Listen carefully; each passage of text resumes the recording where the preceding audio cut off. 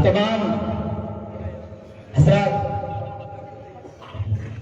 جس ذات کا بے صبری سے انتظار کر رہے تھے وہ رونق سے اسٹیج ہو چکے ہیں قریب انشاءاللہ ہم مائک حضرت والا کے خدمت میں دے دیں گے، مگر حضرت کا نعرہ، حضرت کا استقبال ایسا نعرہ ہونا چاہیے کہ آپ اپنی زندہ دلی کا ثبوت دیتے ہوئے نعرہ لگائیں۔ اور ہمارے درمیان میں گزارش کروں گا ہمارے مہمان خصوصی علامہ مولانا مفتی سلمان اظہری صاحب قبلہ خلیفہ حضور شیخ الاسلام اور خلیفہ حضور تاج الشریعہ، ہم ان کا استقبال نعرے تکبیر کے ساتھ کریں گے۔ نعرے تکبیر، ہاتھوں کو اٹھا کر نعرہ لگائے، نعرے تکبیر، نعرے رسالت، نعرے رسالت، مفتی سلمان اظہری صاحب قبلہ خلیفہ حضور شیخ الاسلام، خلیفہ حضور تاج الشریعہ، شیخ الاسلام ٹرسٹ اور سے مفتی مرشد جہانگیر سبنانی، نعرے تکبیر، نعرے رسالت۔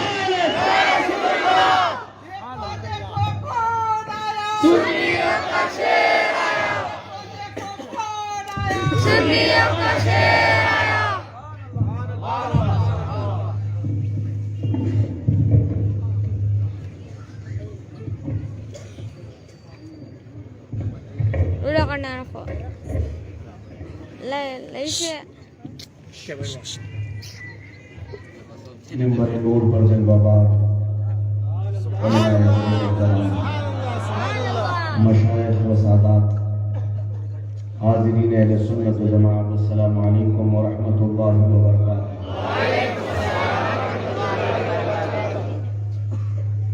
الحمدللہ الحمدللہ الحنان المنان الذي خلق الانسان وعلمه البيان، والصلاة والسلام على رسوله سيد الانس والجان وعلى آله واصحابه ذوي الخير والإحسان، أما بعد فأعوذ بالله من الشيطان الرجيم، بسم الله الرحمن الرحيم، ولله العزة ولرسوله وللمؤمنين ولكن المنافقين لا يعلمون۔ صدق الله مولانا العظيم وبلغنا رسوله النبي الأمين المتين المختار الكريم، ونحن على ذلك من الشاهدين والشاكرين والحمد لله رب العالمين۔ بارگاہ رسالت معاذ صلی اللہ علیہ وسلم میں درود پاک کا ہدیہ پیش کریں۔ اللہم صل علی سیدنا و مولانا محمد معدن الجود والکرم وآلہ واصحابہ الکرام وابنہ الکریم وبارک وسلم صلاة دائمة سرمدا ابدا۔ عزیزان گرامی وقار، آج ہم مخدوم العالم محبوب یزدانی فارق السلطنت سیدی و مولائی و آقائی سیدنا مخدوم مشرف جہانگیر سمنانی قدس اللہ سرہ الشریف کے عرس مبارک میں حاضر ہیں۔ میرے عزیزو، ہم سنیوں کا یہ معمول ہے اولیاء کاملین کی بارگاہ میں خراج عقیدت پیش کرتے رہتے ہیں۔ آج کے اس جلسے سے یہ ثابت تو ہو جائے گا کہ عرس صرف ان کے مزار پر ہی نہیں،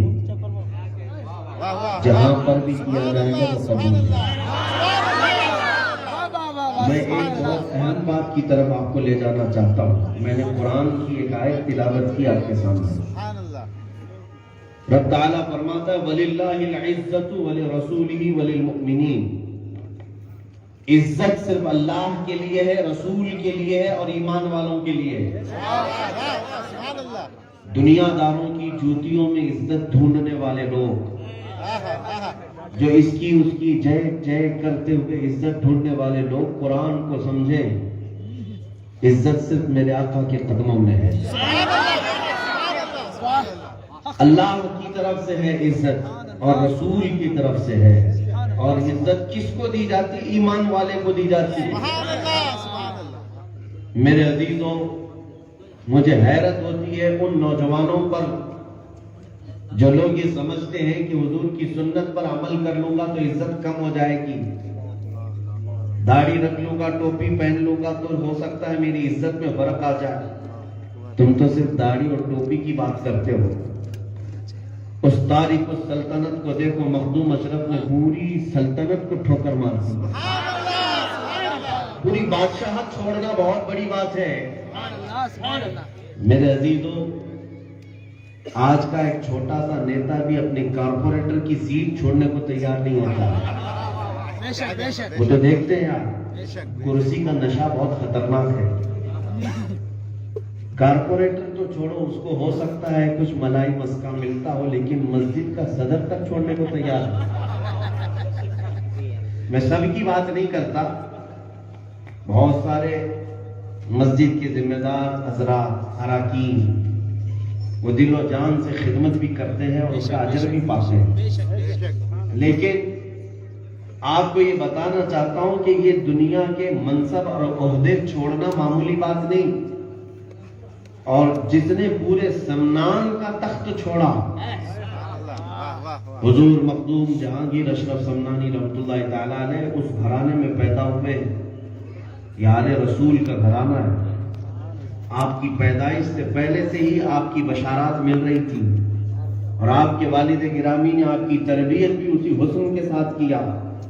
7 سال کی عمر میں جو حافظ قرآن ہو اور قرأت سبع کے ساتھ، پھر 14 سال کی عمر میں علوم ظاہری سے فراغت بھی حاصل کر لیا ہو، 14 سال کی عمر میں عالم و قاری حافظ اور مفتی بن گئے ہو۔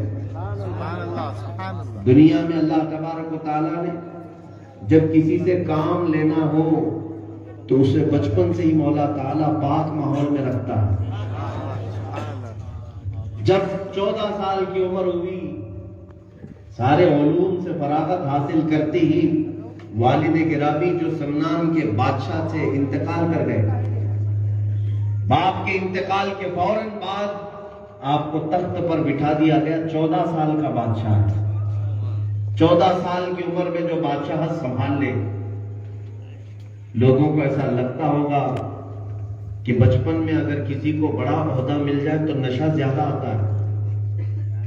14 سال کی عمر میں جو تخت سلطنت پر فائز ہو گئے، اور 20-22 سال کی عمر تک انہوں نے ایسا نہیں ہے کہ بادشاہت کی ہی نہیں، ان کے پاس تقریباً 8 سال کا تجربہ بھی تھا سلطنت چلانے کا۔ اور جب 8-10 سال کسی کو کرسی پر بیٹھے ہو جاتے ہیں تو دنیا میں آپ دیکھتے ہیں جلدی نہیں بدلتے، لیکن اب امتحان کی گھڑی ہوتی ہے، امتحان کی گھڑی ہے۔ خواب میں سیدنا خضر کو دیکھا، انہوں نے سلسلہ اویسیہ کی، بہت سارے اوراد و وظائف کی اجازت خواب میں عطا کی اور کہا، اشرف یہ تمہارے سونے کی جگہ نہیں۔ دوسرے دن سے ہی دل کے اندر ایک بے قراری محسوس کرتے رہے، اور اپنی ماں سے اجازت لے کر سلطنت کے سارے امور سپرد کر دیا سلطان محمود کو اور نکل پڑے۔ بادشاہ جو 8-10 سال کسی جگہ پر سلطنت کیا ہو، جب وہ رخصت ہو رہا، میاں ہمارا بھی اگر آپ دیکھتے ہیں اچھے گھرانے سے تعلق رکھنے والا اگر سفر پر جائے تو کچھ اچھے سامان لے لیتا ہے ساتھ۔ سلطان اشرف جہانگیر رحمۃ اللہ علیہ بادشاہت کو چھوڑ کر جب نکلے تو سوائے آپ کے لباس کے آپ کے پاس کچھ نہیں تھا، ساری چیزیں چھوڑ کر چل پڑے۔ اور سفر کہاں کا کرنا تھا؟ ہندوستان کا سفر کرنا تھا۔ ایران سے لے کر ہندوستان کا سفر آج کر کے دکھائے کوئی، پتہ چلے گا کتنی سنگلاخ وادیاں بیچ میں آتی ہیں، کتنے پہاڑ، کتنے صحرا، کتنے جنگلات، یہ سب طے کر کے آپ کو ہندوستان پہنچنا ہے۔ میرے عزیزوں، آپ کی عمر مبارک جب 25 سال کے قریب تھی تب آپ نے یہ سفر شروع کیا تھا، ہندوستان پہنچے۔ میں آپ کو مختصراً عرض کرتا ہوں، مخدوم علاء الحق پنڈوی رحمۃ اللہ تعالیٰ علیہ کے دست حق پرست پر آپ نے شرف بیعت حاصل کیا، اور اس کے بعد پھر کئی علاقوں کا سفر کرتے کرتے آخر میں کچھوچا شریف تشریف لائے۔ اب سنیے، جس بات کی طرف میں لانا چاہتا ہوں، میرا ٹاپک ایک ہی ہوتا ہے، چاہے وہ کسی کا عرس ہو، چاہے کسی کی محفل ہو۔ آپ مجھے ولیمے میں بلائیں، عقیقے میں بھی بلائیں، کسی بھی جگہ بلائیں، میں اس وقت تک محفل کو ختم نہیں کرتا جب تک میرے آقا کے قدموں کا ذکر نہیں۔ ہمارا اپنا عنوان ہے، کیونکہ ہمیں ہمارے مرشد نے یہ بتایا ہے، زندگی یہ نہیں کسی کی کسی کے لیے، زندگی ہے نبی کی نبی کے لیے۔ نہ سمجھ مرتے ہیں زندگی کے لیے، جینا مرنا ہے سب کچھ نبی کے لیے۔ ہمارا سب کچھ نبی کے لیے ہے، تو ان کا ذکر پاک کیوں نہ کریں۔ اب ہم اولیاء کا عرس بھی مناتے ہیں اور اولیاء کے کمالات بھی بتاتے ہیں، تو اس لیے بتاتے ہیں، اے نادانوں دیکھو 600 سال بعد 700 سال بعد آنے والے میرے آقا کی نسل کا ایک شہزادہ اتنا طاقتور ہے، تو ان قدموں کا حال کیا ہوگا۔ ہم اولیاء کرام کے کرامات و کمالات اس لیے بیان کرتے ہیں۔ اب سنو، کچوچا شریف تشریف لائے، اب تقریباً کچوچا میں آرام کرتے ہوئے سالوں بیت گئے، صدیاں بیت گئی، لیکن آپ نے کبھی محسوس کیا آپ کے نام کے ساتھ آپ بھی جب بولتے ہیں یا کہیں پر پڑھتے ہیں تو آپ کیا نام کہتے ہیں؟ سلطان سید اشرف ہے نا، مخدوم کا لفظ بھی ساتھ میں ہے، سلطان کا لفظ بھی ساتھ میں ہے۔ یہاں تو حال یہ ہے کہ کل کا پرائم منسٹر اگر ہار گیا تو دوسرے دن سے ایکس پرائم منسٹر ہوگا۔ کیا ہوگا؟ ایکس پرائم منسٹر، اور پھر 5 سال جانے دو، پھر کسی پیپر کے کونے میں بھی نہیں دکھتا۔ ہو گئی 5 سال کی، تمہاری عیاشی ختم ہوتی ہی کچرے کے ڈبے میں تمہارے نام بھی پھینک دیا جاتے ہیں۔ لیکن ہم نے دیکھا جو مصطفیٰ کریم کا عاشق سلطنت کو ٹھوکر بھی مار دے، وہ ایکس سلطان نہیں، آج بھی سلطان ہے۔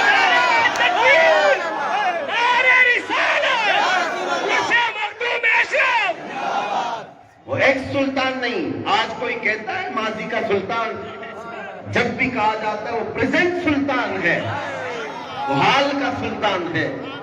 پتہ یہ چلا کہ دنیا میں عزت نہیں ہے، میرے آقا کے قدموں میں عزت ہے، اور یہ ایسی حکومت ہے جو کبھی ختم نہیں ہوتی۔ میرے عزیزوں، میں آپ کو بتاتا ہوں، کچھ باتوں کی طرف لے کر کے ضرور جانا چاہوں گا تاکہ تم دنیا کی یہ ہوڑ اور دوڑ سے بچ سکو۔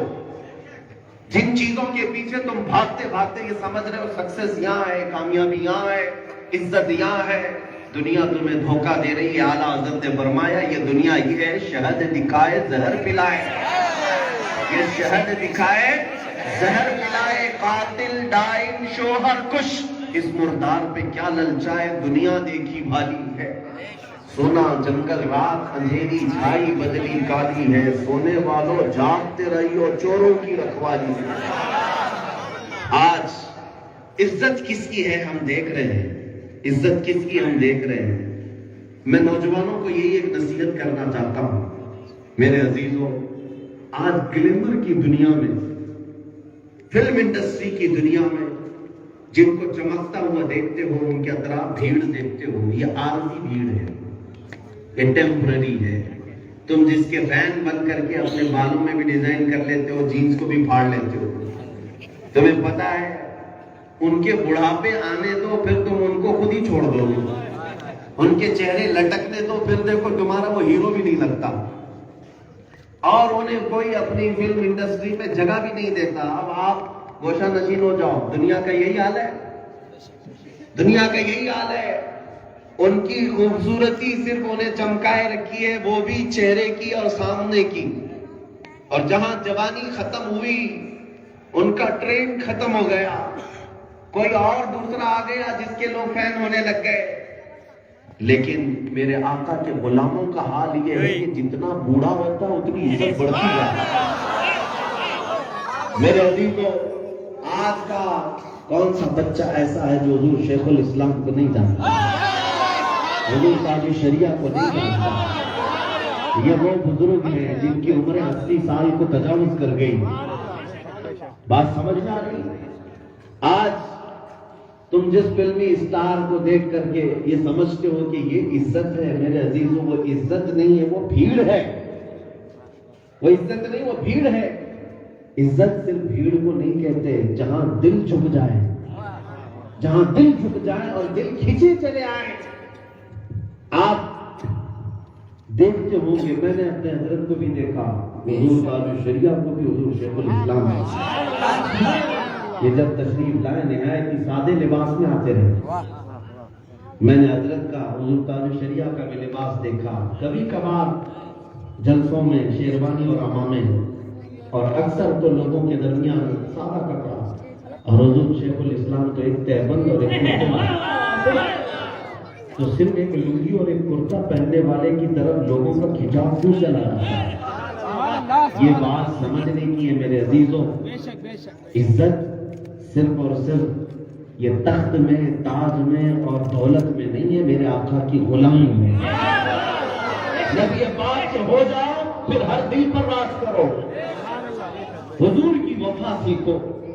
مخدوم جہانگیر اشرف سمنانی رحمۃ اللہ تعالی علیہ اس راز کو سمجھ گئے تھے، اگر مجھے تخت ملا ہے سلطنت کا تو سلطنت تو کر لوں گا جب تک زندگی ہے، لیکن اگر قیامت تک کی سلطنت چاہیے تو میرے آقا کے قدموں میں آنا ہوگا، حضور کے قدموں میں آنا ہوگا۔ اور دو ہی اولیاء کاملین میں دو بڑے مشہور بزرگ گزرے ہیں جنہوں نے سلطنتوں کو چھوڑا اور آج بھی وہ سلطان ہیں، ایک مخدوم جہانگیر اشرف سمنانی اور دوسرے سیدنا ابراہیم بن ادھم۔ وہ بلخ کی سلطنت کو چھوڑے تھے اور انہوں نے سنان کی سلطنت کو چھوڑا تھا، لیکن دونوں کی سلطنتوں کو چھوڑنے کے بعد فرق کچھ نہیں پڑا۔ دونوں کی باتیں میں آپ کو بتا دیتا ہوں مثال کے طور پر۔ آج میرے لیے سب سے بہتر یہ موقع ہے کہ میں نوجوانوں کے ذہنوں کو قریب کر دوں۔ تم اگر چند چیزیں چھوڑ دیتے ہو نقصان کچھ نہیں ہے میرے عزیزوں، نقصان تمہارا کچھ نہیں ہونا ہے۔ تم یہ سمجھتے ہو نا کہ میں اگر یہ گلیمر کی دنیا کو چھوڑ دوں گا تو پھر دنیا میں کیسے جیوں گا، مجھے لوگ ملا کہنے لگ جائیں گے۔ نہیں، یہ تمہاری شیطانی وسوسے ہیں، یہ خام خیالی ہے تمہاری۔ ان بادشاہوں کو میں بتاتا ہوں جنہوں نے بادشاہت چھوڑی لیکن عزت میں کوئی کمی نہیں آئی، کوئی کمی نہیں آئی۔ سیدنا ابراہیم بن ادھم یہ بلخ کے بادشاہ تھے، بلخ کے بادشاہ تھے۔ ان کے ساتھ ایک واقعہ پیش آیا۔ وہ کیسا واقعہ سنیں۔ ایک فقیر آیا اور کہنے لگا سیدھے سلطان سے مجھے ملاقات کرنی ہے۔ وزیروں نے روکا بہت، لیکن وہ سب کو دھکا دے کر اندر پہنچ گیا بادشاہ کے پاس۔ ابراہیم بن ادھم کے پاس گیا، محل میں بیٹھے آپ بادشاہ، کہا کہ مجھے اس مہمان خانے میں ایک کمرہ چاہیے۔ اگر کوئی بادشاہ کے محل کو یہ کہہ دے گیسٹ ہاؤس، مہمان خانہ، سرائے، تو کیا یہ بادشاہ کی توہین نہیں ہے؟ بادشاہ ابراہیم بن ادھم نے کہا یہ فقیر کو کیا ہو گیا؟ یہ کہہ رہا ہے مہمان خانہ، تجھے نہیں دکھ رہا ہے کہ یہ اتنے وزراء ہیں، اتنے سپاہی ہیں، بادشاہ بیٹھا ہے، تو یہ مہمان خانہ اور روم پوچھنے آئے ہیں رہنے کے لیے؟ کہا جلال کا اظہار نہ کرے، میں آپ سے کچھ باتیں پوچھتا ہوں۔ کہا کیا بات؟ کہا آپ سے پہلے کون تھا یہاں پہ؟ کہا میرے باپ بادشاہ تھے۔ کہا ان سے پہلے کون تھے؟ کہا دادا بادشاہ تھے۔ کئی دنوں تک انہوں نے بادشاہت کی۔ اس فقیر نے کہا مہمان خانے میں بھی تو یہی ہوتا ہے، کوئی مسافر ہمیشہ رہتا تھوڑی نہ ہے۔ ایک مسافر آیا، وہ چلا گیا، دوسرا آیا، پھر وہ چلا گیا، تیسرا آیا، اسی لیے تو میں نے اس محل کو مسافر خانہ کہا۔ وہ اللہ والا تھا، دل پر بات اثر کر گئی۔ مخدوم سیدنا ابراہیم بن ادھم۔ دوسرا ایک واقعہ ان کے ساتھ یہ پیش آیا کہ آپ شکار کے لیے گئے تھے اور واپس جب آنے میں آپ کو تھوڑی تاخیر ہوئی تو آپ کے حجرے کی صفائی کرنے والی کنیز جو کمرہ صاف کرتی تھی، وہ بادشاہ کا گدا جس پر سوتے تھے ابراہیم بن ادھم، صاف کرتے کرتے اس نے دیکھا بڑا نرم ہے، بڑا ملائم ہے، سو گئی اس میں اور نیند لگ گئی۔ بادشاہ اچانک پہنچ گئے، دیکھا ایک کنیز کام کرنے والی بادشاہ کے بستر پر سوئی۔ حکم دیا کہ اس کو سزا دو، یہ توہین ہے۔ جلاد آیا اور فوراً سزا کے لیے اس خاتون کو، اس کنیز کو اٹھا دیا، کھینچ کر کے لے گیا، اس کو کوڑے مارے جا رہے تھے۔ جیسے ہی اس کنیز کو کوڑا پڑا وہ ہنسنے لگی۔ تو بادشاہ نے پوچھا سزا دی جا رہی ہے اور تو ہنس رہی ہے. کہا میں کوڑے پہ نہیں ہنس رہی ہوں, اس منحوس بستر پہ ہنس رہی ہوں, اس لیے کہ 1 گھنٹہ سوئی تو مجھ پر یہ کوڑے پڑ رہے ہیں, جو روز سوتا ہے اس کا کیا ہوگا. ابراہیم بن ادم کو یہ بات دل پر لگ گئی. اسی دن وہ بستر بھی چھوڑ دیا, محل بھی چھوڑ دیا, چل پڑے, گدڑی پہن کر کے نکل پڑے. میرے عزیزوں, ساری سلطنت کو چھوڑ کر چل پڑے. ایسا یہ کہنا آسان ہے, کرنا بہت مشکل ہے. تم اپنا گھر نہیں چھوڑ سکتے آج. بادشاہ اپنا محل چھوڑ دے, یہ بہت بڑا کام ہے, بہت بڑا کام ہے. لیکن جب چلے گئے تو ہاتھ میں سوئی دھاگا اور گدڑیاں سلتے ہوئے کسی کنارے بیٹھ جاتے دریا کے. ایک وزیر نے سوچا کہ بادشاہ کو منع کر کے واپس لے آؤں, اس لیے کہ سلطنت کے کام ٹھپ پڑے ہوئے, کیونکہ بادشاہ کے بغیر سلطنت چلے گی کیسے. مہینے گزر گئے, بادشاہ واپس آنے کو تیار نہیں. ابراہیم بن ادم سب چھوڑ چکے تھے, نہ محل کی طرف آتے تھے, نہ وہ لباس کی طرف آتے تھے. ایک وفادار وزیر ڈھونڈتا ڈھونڈتا بادشاہ سلامت کو پا گیا. ابراہیم بن ادم ایک دریا کے کنارے بیٹھے تھے. وہ آیا, کہا کہ حضور بس کریں, یہ دنیا ترک کو آئے واپس, آپ سلطنت کے تخت پر بیٹھے, ہم فرما بردار لوگ ہیں, ہم سارے سپاہی آپ کے حکم کے تابع ہیں, آپ تشریف لائیں. ابراہیم بن ادم چہرہ ہی نہیں اٹھا رہے تھے, اور اچانک اس نے 2-3 مرتبہ جب وزیر نے کہا تو سلتے سلتے آپ کی سوئی دریا میں گر گئی. کہا ارے میری ایک ہی سوئی تھی, وہ گر گئی. اے میرے وزیر, ذرا اس دریا سے میری سوئی لے کے آ. سمندر ہے اور اس میں سے سوئی لانا ہے. وہ کھڑا رہا, کہا کہ حضور یہ کیسے ہوگا, ایک سمندر میں سے آپ سوئی ڈھونڈ کر کے لا سکتے. جب ابراہیم بن ادم نے کہا تو میرا فرما بردار سپاہی ہے, ڈھونڈ کر کے لا, کہا میرے لیے ممکن نہیں. ابراہیم بن ادم نے دریا کی طرف دیکھا اور کہا اے اللہ کی مخلوق, کوئی ہے میری سوئی لا سکے. سمندر میں سے ہزاروں مچھلیاں اپنے منہ میں سونے اور چاندی کی سوئیاں لے کر باہر آئیں. کئی مچھلیاں باہر آئیں. ابراہیم بن ادم نے دیکھا, کہا نہیں, مجھے میری والی سوئی چاہیے جس سے میں سلتا تھا, وہ لوہے کی سوئی. ایک مچھلی وہی سوئی اپنے منہ میں لے کر باہر آئی. ابراہیم بن ادم نے وہ سوئی نکال لیا, پھر سینے میں مصروف ہو گئے. اب وزیر کی طرف دیکھ کر کہا اے میرے سپاہی بتا, وہ حکومت اچھی ہے یا یہ حکومت اچھی ہے, وہ حکومت اچھی ہے یا یہ حکومت اچھی ہے. اللہ اس کے رسول کے لیے کوئی چیز چھوڑ دے تو مولا سب کو تمہارا تابع بنا دیتا ہے, سب کو تمہارا تابع بناتا ہے. کیا ان کے سلطان ہونے میں کوئی فرق آیا؟ وہ بہو یہی معاملہ سلطان سید مخدوم اشرف جہانگیر سمنانی رحمت اللہ تعالیٰ علیہ کا ہے. آپ کو اللہ تعالیٰ نے وہ تصرف و کمالات عطا کیا کہ جب آپ ہندوستان تشریف لائے, بہت سارے کرامات ہیں, لیکن میں آپ کو صرف بتانا چاہتا ہوں کہ نبی مکرم صلی اللہ علیہ وسلم کی وفاداری میں اگر کوئی چیز چھوڑی جاتی ہے تو طاقت میں کمی نہیں آتی, کچھ کم نہیں ہوتا, بلکہ عزتوں میں اور تمہارے کمالات میں بہت اضافہ ہوتا ہے. بنارس کی سرزمین آج بھی مشہور ہے, مخدوم جہانگیر اشرف سمنانی رحمۃ اللہ تعالیٰ علیہ کا وہاں پر عروج اور وہاں پر آنا جانا کافی رہا ہے, بنارس کی سرزمین پر.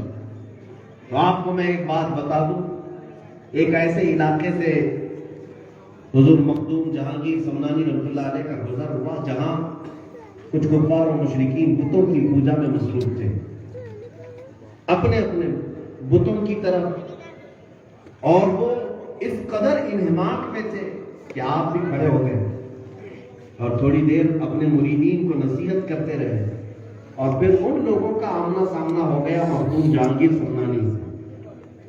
اب دونوں کے درمیان جب مکالمہ ہوا تو انہوں نے کہا ہمارا خدا سچا ہے, ہم جس کی عبادت کرتے ہیں یہ سچا خدا ہے, ہمارے کمالات بہت ہیں, ہم بھی چاہیں تو بہت کچھ دکھا سکتے ہیں. یہ پجاریوں نے کہا کہ ہم بھی چاہیں تو بہت سارے کمالات دکھا سکتے ہیں, آسمان میں اڑ کے دکھا سکتے ہیں, پانی پہ چل کے دکھا سکتے ہیں, ہمارا خدا سچا ہے. مخدوم جہانگیر اشرف سمنانی نے کیا فرمایا، تم یہ جو کمالات کی بات کر رہے ہو اس کو چھوڑو، تمہارے خدا سے ہی پوچھتے ہیں کہ کس کا دین اچھا ہے، جس کی تم عبادت کرتے ہو اس سے کہلوا لو، وہ اگر کہے گا تو ہم مانیں۔ تو وہ تو ایک پتھر کا بت تھا جس کے سامنے جھکتے تھے، وہ سب عاجز آ گئے۔ دیکھیں ایک بات میں آپ کو بتا دیتا ہوں کہ جادوگری اور شعبدہ بازی سے کوئی آدمی کمالات دکھا سکتا ہے، اس کو استدراج کہتے ہیں، پاگل مت بن جانا۔ کچھ لوگ ایسے ہی ڈھکوسلے باباؤں کے پیچھے پڑے ہوئے ہیں کہ یہ بابا سننے کا سکہ نکال کے دکھا دیتے ہیں۔ ارے یہاں تو عقیدے کے کمزور وہ لوگوں کو بھی دیکھا کہ جو طوطے کے سامنے ہاتھ دکھانے بیٹھ گئے۔ وہ تمہارا بھوش بتائے گا، تمہارا مستقبل بتائے گا، تو وہ روڈ پہ آیا کیوں؟ میرے عزیزوں، مومن اتنے کمزور عقیدے کا نہیں ہوتا، اتنے کمزور عقیدے کا نہیں ہوتا۔ مخدوم جہانگیر اشرف سمنانی رحمۃ اللہ علیہ نے فرمایا، چلو تم جس کی عبادت کرتے ہو اس سے کہلواؤ۔ وہ عاجز آ گئے۔ آپ نے ایک بت کو اپنے ہاتھ میں اٹھایا اور کہا کہ بتا کس کا دین اچھا ہے۔ بت جو پتھر کے تھے فصیح عربی زبان میں بولنے لگے، لا الہ الا اللہ محمد رسول اللہ۔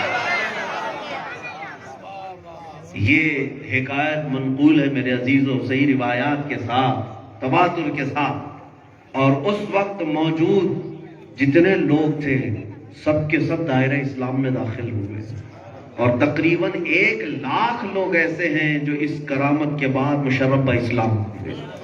اب مجھے بتاؤ، سلطنت کو ترک کرنے والا، تخت کو چھوڑنے والا کیا عاجز و مجبور ہے؟ جس علاقے سے گزرتا ہے لوگوں کو اپنا گرویدہ بنا دیتا ہے۔ یہی اصل عزت ہے۔ مولانا جلال الدین رومی رحمۃ اللہ علیہ نے ایک بات لکھی ہے، اس بات کو میں عرض کر کے پھر اپنی طرف آتا ہوں، آپ کے ذہن میری طرف تھوڑی دیر کے لیے، اور بڑا انٹرسٹڈ واقعہ ہے، آپ سنیں۔ مولانا جلال الدین رومی یہ فرماتے ہیں، ایک ملک ایسا ہے دنیا میں وہاں بادشاہ بنانے کا نظام ہی الگ ہے۔ آپ بھی سنیں گے تو سوچیں گے میں بھی جاؤں اس ملک کو۔ سن لینا مجھ سے، ایک ملک ایسا ہے وہاں بادشاہ بنانے کا نظام کیسا، الیکشن نہیں ہے، ووٹنگ نہیں ہوتی، ان کے ہاں ایک ہی سال کوئی بھی بادشاہ رہ سکتا ہے، اور وہ کیا کرتے ہیں سلیکشن کے لیے، سال کی پہلی تاریخ کو ملک کی سرحد پر سارے لوگ جمع ہو جاتے ہیں باؤنڈری پر، اور جو ان کے ملک میں پہلی تاریخ کو سب سے پہلے آدمی داخل ہوتا ہے اس کو بادشاہ بناتے ہیں۔ یہ نیم ہے، ان کا قانون ہے، توجہ، اور مفت میں کوئی بھی بادشاہ بن جاتا ہے۔ آپ بھی پوچھیں کہ بتاؤ مولانا کہاں ہے؟ اب وہ بادشاہ بناتے تو ہیں، لیکن جب سال پورا گزرتا ہے تو اس بادشاہ کو تخت سے اتارتے ہیں اور ایک بھیانک جنگل میں چھوڑاتے ہیں جہاں بھیڑیوں سے کھا جاتے تھے بادشاہ، ہڈیاں پڑی رہ جاتی، جانوروں کی غذا بن جاتی۔ ہر سال کا معمول ہے ان کا، اور پہلے ہی بتا دیتے ہیں بادشاہ کو کہ دیکھو 1 سال کی بادشاہت ہے، تاریخ ختم ہوگی، ہم فلاں جگہ جنگل میں چھوڑ آئیں گے، مرضی ہے تو بیٹھو، نہیں تو ہم پھر دوسرے کا انتظار کریں گے۔ لیکن مفت میں ملنے والی چیز چھوڑتا کون؟ ہر ایک کہتا ہے 1 سال عیش کر لیں گے، دیکھیں گے، ساری بادشاہت ملتی ہے، سپاہی ملتے ہیں، محل ملتا ہے، سب کچھ ملتا ہے۔ ایسے کئی بادشاہ آئے، تخت پر بیٹھے، اور سب کو انہوں نے جنگل میں چھوڑ بھی دیا۔ 1 سال ایسا آیا، توجہ، سرحد پر جا کر یہ اس ملک کے باشندے کھڑے ہو گئے، سرحد پر جا کر انہوں نے انتظار کیا کہ اس سال کا ہمارا بادشاہ کون ہے۔ تو صبح صبح جیسی ہی سال کی پہلی تاریخ تھی، اب جو سب سے پہلا داخل ہو رہا تھا اس ملک میں وہ ایک عالم ربانی تھا، ایک عالم ربانی تھا۔ لوگوں نے کہا کہ اچھا آدمی بھلا معلوم ہوتا ہے، بتا دیا کہ دیکھو ہمارے ملک کا نیم ایسا ہے، جو سب سے پہلے اس تاریخ کو ہمارے ملک میں داخل ہوتا ہے اسے بادشاہ بناتے، تخت پر بٹھاتے۔ اس عالم نے پوچھا پھر کیا کرتے؟ کہا سال بھر کے بعد آپ کو جنگل میں چھوڑ دیں گے، بھیانک جنگل میں چھوڑاتے، آپ کو منظور ہے؟ اس نے کہا ہاں مجھے منظور ہے، میں تخت پر بیٹھوں گا۔ سنیے، تخت مل بھی جائے تو کرنا کیا چاہیے؟ تخت مل بھی جائے تو اب اس عالم ربانی کا داخلہ ہوا ملک میں، تاج رکھ دیا گیا اور سجا سنوار کر کے سواری لائی گئی۔ جب محل میں پہنچا، آج کا یہ نیا بادشاہ جب محل میں پہنچا تو اب سارے سپاہی، سارے وزیر حکم کی تابعداری کے لیے تیار ہیں۔ اب شاہانہ کروبر کے ساتھ بادشاہت کا نظام چل رہا ہے۔ آپ سنو، آج یہ جو نیا بادشاہ آیا، اس کا آرڈر کیا ہے؟ دوسرے ہی دن نیا آرڈر دیتا ہے بادشاہ، سب سپاہیوں کو بلاتا ہے، کہتا ہے میں پہلے وہ جگہ دیکھنا چاہتا ہوں جہاں تم لوگ بادشاہوں کو چھوڑ کے آتے ہو، مجھے وہ جنگل دکھاؤ۔ سب سے پہلے بادشاہ کا حکم ہے، دکھانا ہوگا۔ لے کر کے گئے سپاہی، وہ اتنا بھیانک جنگل تھا کہ پرانے بادشاہوں کی کھوپڑیاں پڑی تھی، ہڈیاں پڑی تھی، کانٹے دار جھاڑیاں ہیں، جانوروں کی آوازیں۔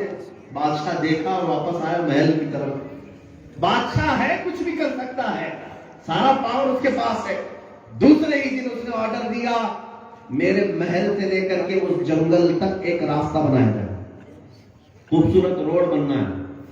اس بنانے میں 1 مہینہ خرچہ ہو گیا، 2 مہینے خرچے ہو گئے، اور پورا وہ بہترین سلطنت کا مال خرچہ کر کے روڈ بنا دیا۔ اب روڈ بنا تو بادشاہ نے کہا وہاں جتنے کانٹے دار جھاڑیاں ہیں سب ہٹا دی جائیں، سب ہٹا دیا گیا، صاف کر دیا گیا۔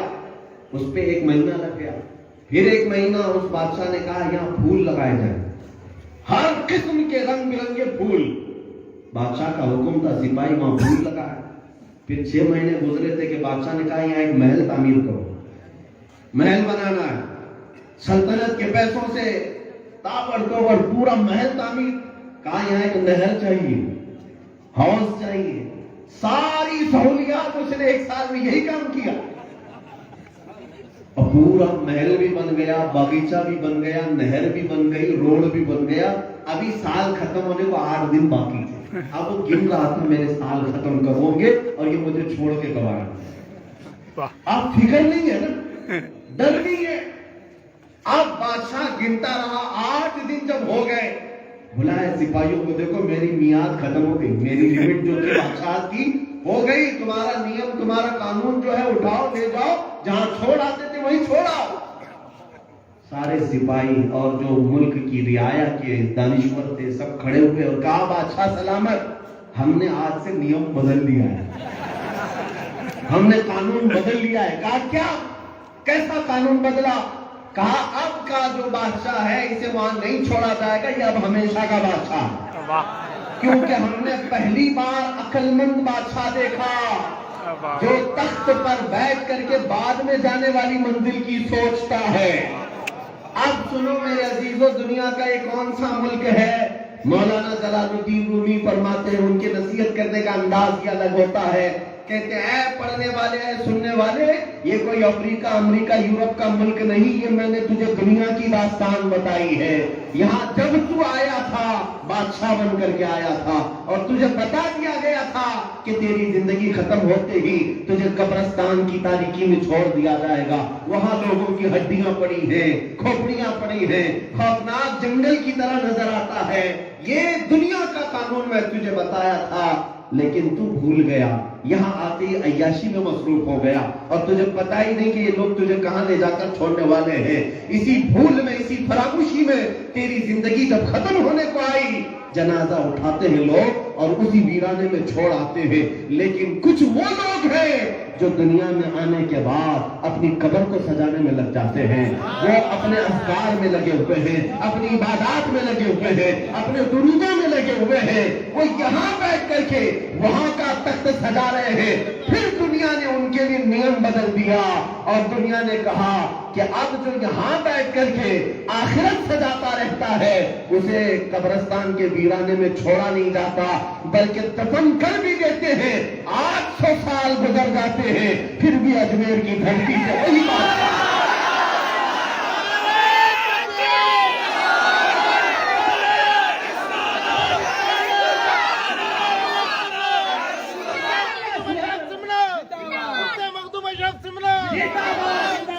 میرے عزیز ان کو بھی دفنایا گیا لیکن حکومت ختم نہیں ہوئی. وہ بھی آئے تھے جیسے ہم آئے. دنیا میں ہم جو آئے ہیں آپ بھی بادشاہ بن کر کے ہی آئے. کیوں؟ تمہارے استقبال میں تمہارا باپ بھی تیار ہے, ماں بھی تیار ہے, گھر والے بھی مٹھائیاں لے کر تیار ہیں کہ نیا شہزادہ آ رہا ہے. اور تمہارے آنے کا کتنا استقبال ہوا, کتنی خوشیاں منائی گئی. ارے تمہاری آمد پر تو عقیقے, شکرانے, لوگوں کو دعوتیں کیا کیا نہیں کھلائی گئی. تمہارے لباس عمدہ بنائے گئے. تو یہی تو مثال ہے, ہر آنے والا اس کے ساتھ بادشاہ جیسا ٹریٹمنٹ ہوتا ہے. لیکن یہ بھول جاتا ہے پاگل, ان لوگوں کے ساتھ بیٹھ کر کے چند دوستوں کی عیاشی میں اسے یہ پتہ نہیں رہتا کہ یہی دوست پھر اسے قبرستان بھی چھوڑنے والے ہیں, یہی اسے چھوڑنے والے ہیں. جب اسے پتہ نہیں رہتا اور بھول جاتا ہے تو پھر ویرانے میں چھوڑ دیا جاتا ہے. لیکن آج تم ابھی زندہ ہو, تم اپنے مقصد کو سمجھ جاؤ, آج اپنی زندگی کو غنیمت جانو. میرے عزیزو, عیاشیوں میں مصروف رہو گے, ایک دن تمہیں باندھ کر کے لایا جائے گا. آج جو مسجدوں کی طرف نہیں آتے انہیں کھینچ کر کے میت لائی جائے گی. تم خود نہیں پڑھتے تھے, اب پوری قوم تم پر نماز پڑھے گی. ہاں, اس طرح سے لایا جائے گا کہ تمہیں پیروں کے نیچے سے بھی باندھ دو, سر کے اوپر سے بھی باندھ دو, پیٹ پر سے بھی باندھ دو, ناک میں بھی روئی ٹھونس دو, کانوں میں بھی روئی ٹھونس دو. ایسے لایا جائے گا. میرے عزیزو, یہ تو لانا ہی ہے, آنا ہی ہے. لیکن کچھ جنازے وہ ہیں جو جاتے بھی ہیں تو شہنشاہ معلوم ہیں, بادشاہ معلوم ہوتے ہیں.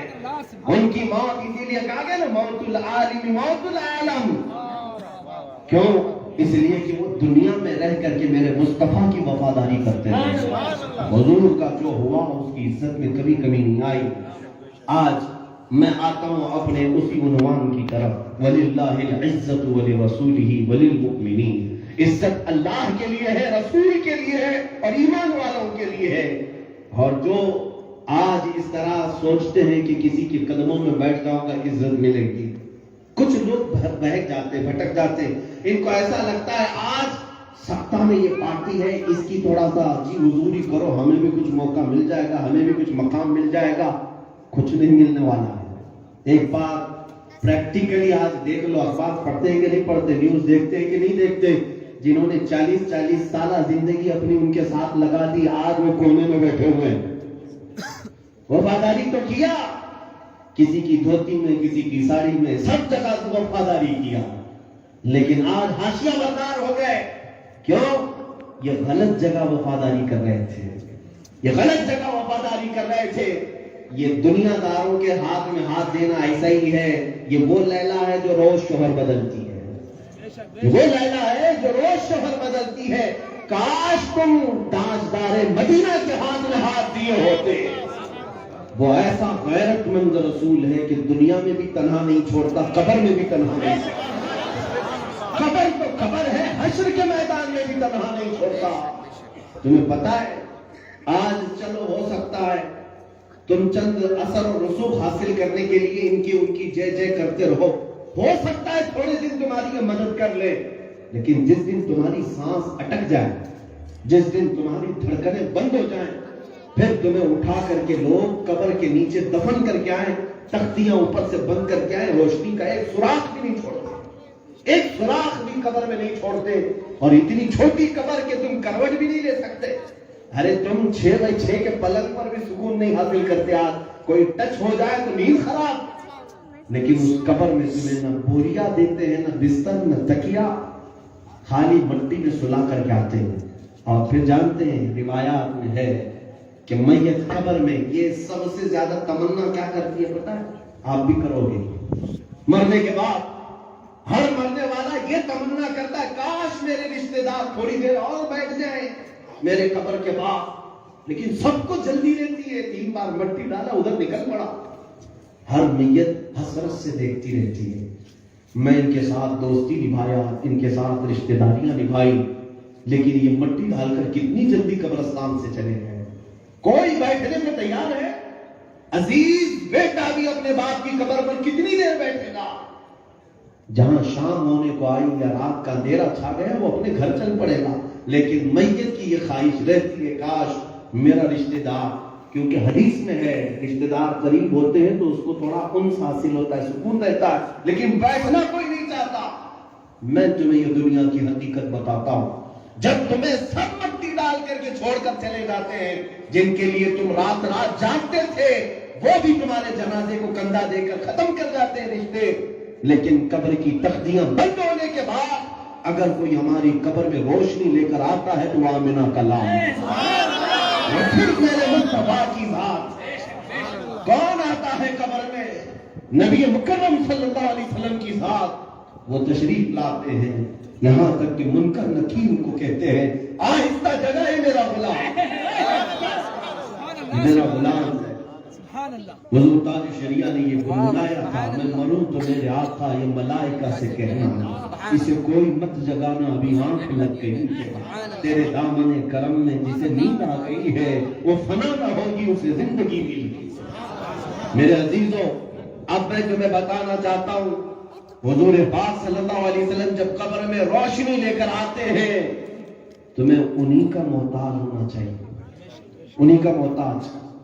کاش اس دن تمہیں احساس ہو جائے، آج تمہیں احساس ہو جائے کہ قبر میں اگر حضور کا ہی دیدار کرنا ہے، اگر میرے آقا نے پوچھ لیا کہ کیا چہرہ لے کر آیا، کیسے آیا میرے پاس، تو جواب دینے کی کوئی تمہارے پاس جرت ہے؟ میں نے چند مہینوں پہلے اپنی زندگی میں کئی چیزیں ایسی آتی ہیں. ایک نوجوان مجھ سے ملنے کے لیے آیا، بہت سارے لوگ ملنے آتے ہیں، لیکن وہ بہت خوبصورت کپڑے اور بہت کچھ سج سنور کر کے آیا تھا. دیکھنے کے لیے کوئی مولوی عالم تو نہیں، لیکن اچھا عمدہ لباس، اچھی خوشبو سرما لگا کر آیا. مسافے کے بعد میں نے پوچھا کہ بیٹا کیا ہمیشہ یہی لباس پہنتے ہو؟ کہا کہ نہیں، آپ سے ملنے کا تھا اس لیے پہن کے آیا. میں نے کہا بیٹا مجھ جیسے نکمے سے ملنے کے لیے جب تم سج سکتے ہو، سوار اپنے آپ کو سوار لیتے ہو، ایک بات یاد رکھنا، ایک رات وہ بھی آئے گی جب تاجدار مدینہ سے ملاقات کرنا. لیکن یہ پتا نہیں کہ وہ رات کب آئے گی، جوانی میں آئے کہ بڑھاپے میں آئے، کب آئے پتا نہیں، لیکن ایک وقت تمہاری زندگی میں آنا ہے. اس دن کے لیے بھی کچھ تیاری کیا کہ میرے مصطفیٰ سے ملنے کے لیے جاؤں گا تو میرا چہرہ کیسے ہونا چاہیے، میرا لباس کیسے ہونا چاہیے. اسی لیے میرے عزیزوں بدل ڈالو اپنی زندگی کو. تم دنیا کی اقتدا کرنے کے لیے نہیں پیدا کیے گئے. اللہ نے قرآن میں تمہارے لیے کتنا بہترین آئیڈیا بتایا، اپنا محبوب نبی تمہارے درمیان اتارا اور تم دنیا کو دیکھنے میں لگے ہو. تم اس کی گیتیں گانے لگ گئے، ان کے نغمے اور گانے گانے لگ گئے، جبکہ تمہیں پتا ہے تمہارے پاس وہ دولت ہے جو کائنات میں کسی کے پاس نہیں. ہو میرے آقا کی محبت کسی کے پاس نہیں.